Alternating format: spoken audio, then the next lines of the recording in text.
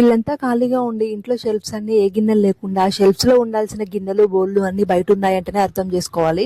So festival అయితే వచ్చేసింది and ఇంకా ఫెస్టివల్ కోసం క్లీనింగ్ కూడా స్టార్ట్ అయింది అని చెప్పేసి ఇంక ఈ క్లీన్ చేసిన గిన్నెలు అన్ని యూజ్ చేసుకుంటామా అంటే అస్సలు యూజ్ చేసుకోము.